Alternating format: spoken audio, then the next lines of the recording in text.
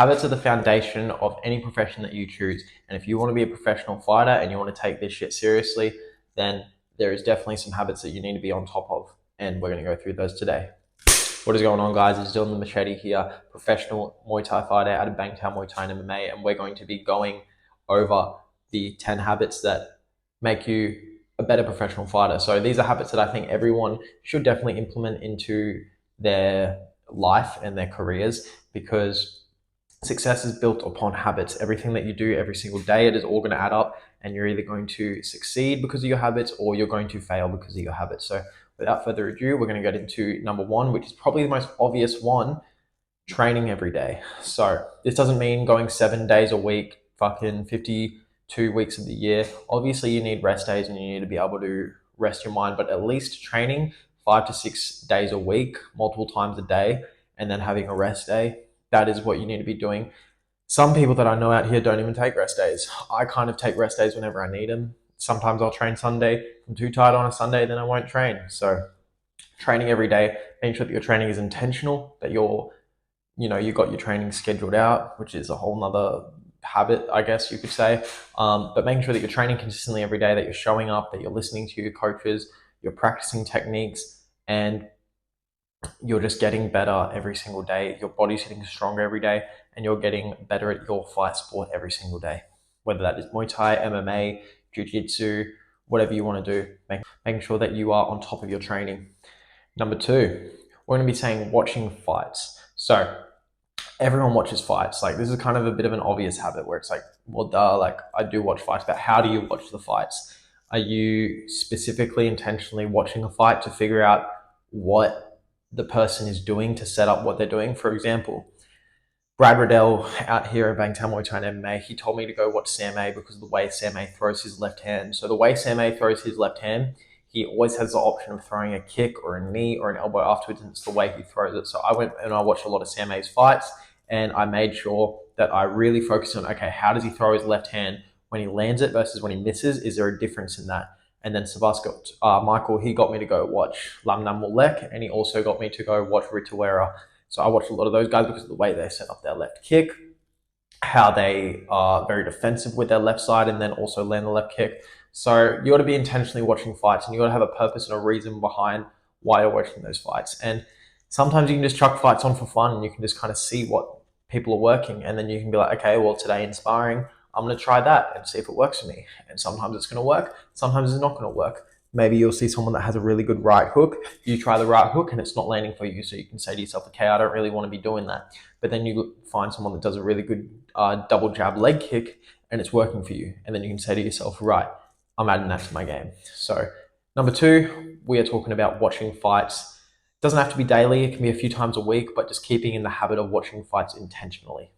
Number three, we're going to be talking about diet. So you are what you eat, what you fuel yourself with. That is the most important thing, or one of the most important things when it comes to training, to make sure that you are recovering properly, to keep the inflammation down in your body, to make sure that you think better, to make sure that you feel better when you're training. Like, there's so many things that diet plays a big role in, and people don't seem to really understand that. But once you start eating healthy, you start eating real food.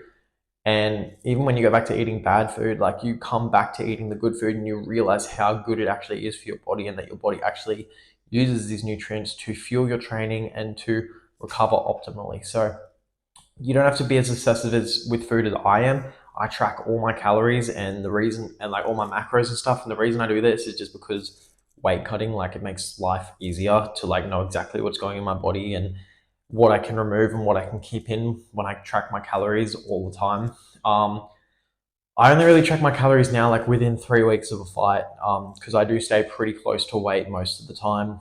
And I'll have times after a fight where maybe for 2 weeks I won't track my calories at all. But I'm eating healthy. I'm just eating a lot because I just fought and I just cut weight and I want to enjoy myself. So it doesn't mean never having bad food. Go out and have some ice cream after you fought, or go, like, if you got a date with your girlfriend, get that dessert. But I'd say about 80 to 90% of the time, you should be on top of your diet and making sure that you're eating clean. Number four, we're going to be talking about sleep. Sleep is probably, once again, one of the most foundational things for recovery. Sleep and diet, they are definitely the most two, I would say, or the most important two. So sleep, at least 8 hours a night, 7 to 8 hours. 7 is kind of pushing it, but if you're training hard and you're in fight camp, I like to get 8 hours of sleep plus 30 minutes to an hour and 30-minute nap during the day. Sometimes I'll have two 30-minute naps. Sometimes I'll just have one long nap. I'm probably going to need 2 naps today. I slept before this and I'm probably going to have to sleep after it because I'm tired. And yeah, so make sure that your sleep's on point. There are certain things that you can take to help your sleep. So I am taking Optimum CBD Sleep Isolate, and I just put a couple of drops of this underneath my tongue right before I go to bed. And every single time I take this, as long as I'm not like looking at screens or I'm not doing something else to mess up my sleep, I always get excellent sleep quality. I'm always feeling really good the next morning, and I'm able to push training hard. So I take that. I take my magnesium at night, and then I just stay off my phone an hour or 2 hours before bed. So those things make a huge difference in your sleep quality and quantity. So make sure that you are on top of that because sleep is the most foundational thing. And one thing that I'm actually going to do is tell you guys to go listen to Joe Rogan, Matthew Walker, because that was a great podcast all about sleep. Matthew Walker is a sleep expert, and that stuff made me like, it blew my mind about how crazy important sleep actually is. So make sure you go watch that video or go search up on Spotify, I guess. Number 5, we're talking about reading and podcasts. So the reason that reading and podcasts, in my opinion, is one of the most important things you can do as a fighter is because it's knowledge. Knowledge outside of fighting, whether it's learning about nutrition, learning about mindset, learning from other fighters about their journeys and how they got to where they are, all those type of things. And reading books, like, it's just good brain food. I have a few books that I always read when I'm close to a fight, or not always read, but I've got a few basic books that I like to read quite often, and I've done a video on that. You can check it out down below. So yeah, reading and podcast knowledge, like learning from other fighters, learning from experts once again on sleep, on diet, nutrition, all those type of things. Make sure that you're constantly learning and constantly evolving, and that you're constantly leveling up your life. And just don't fall into the trap that I've fallen into before, where you constantly feel like you have to keep self-improving, because if something's working, you don't have to fix it. You know what I mean? So get a good foundation and then just keep learning and keep reading, and it's just going to be good for your brain. You know what I'm saying? And number 6, we're talking about setting goals. So the reason that I like to set goals, I like to set my weekly goals, my daily goals, my monthly goals, and then I've got a list of shit that I want to accomplish this year.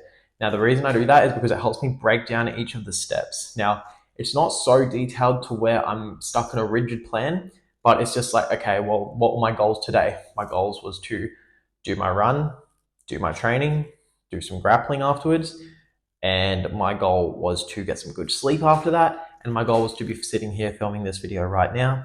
And those are my daily goals. And what are my weekly goals? Well, I've got stuff I've got to do for my visa, stuff I've got to do to sort out my next fight in Australia, and basically like certain things I got to do for training. Like I got to hit my sprints X amount of times, my strength conditioning X amount of times, just making sure that I'm hitting all those goals constantly.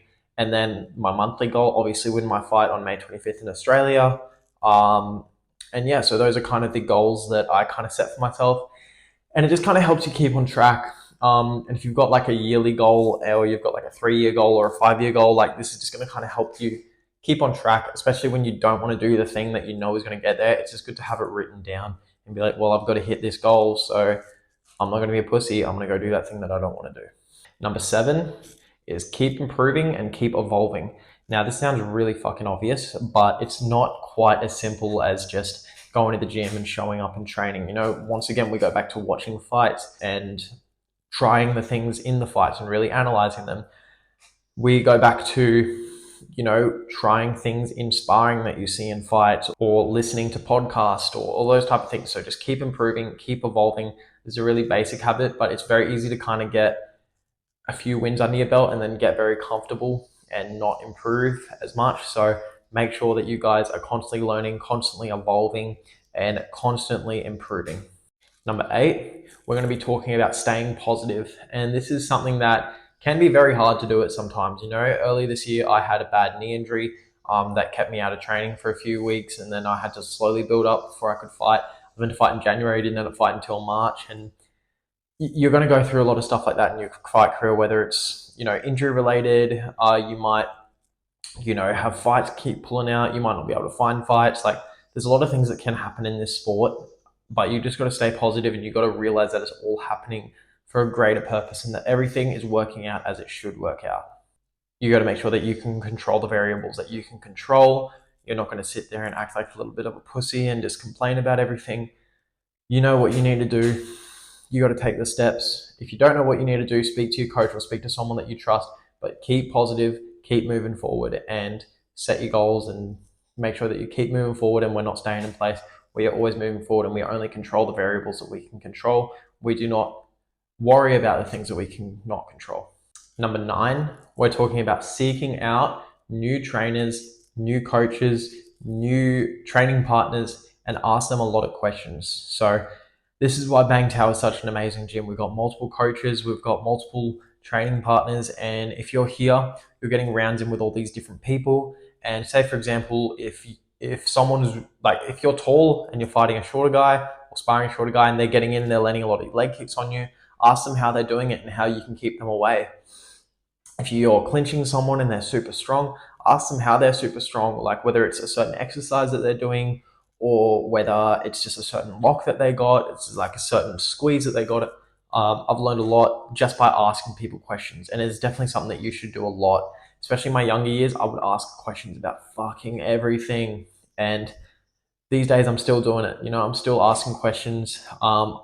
It's like something that Chad Collins told me before I came out to Thailand, as he said, just be a sponge. You know, you're going over there for a year, which now I'm living out here, but he said you're going over there for a year to soak up absolutely everything. It's the best advice that I can give you. Don't blow things off. Just make sure that you ask questions for your coaches, you really think about it, and you really try and implement it in your training. And that's what's going to make you a better fighter and keep that progression going up.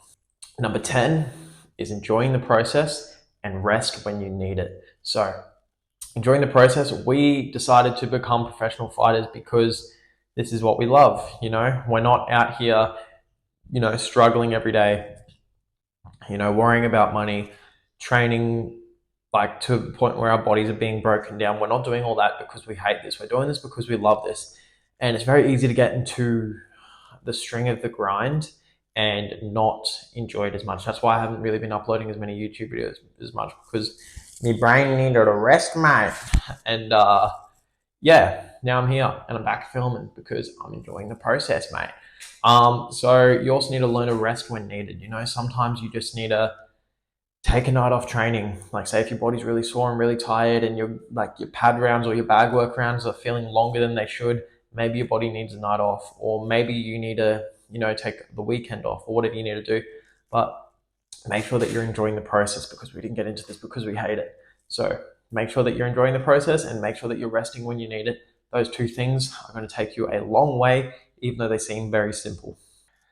So that's it for today, guys. I hope you guys enjoyed it. Let me know down below which one of these was your favorite habits and which ones you're going to implement. And if you've got any more habits that you think should be added to this list, chuck them down below. I will see you guys in the next video. Make sure you follow me on all socials.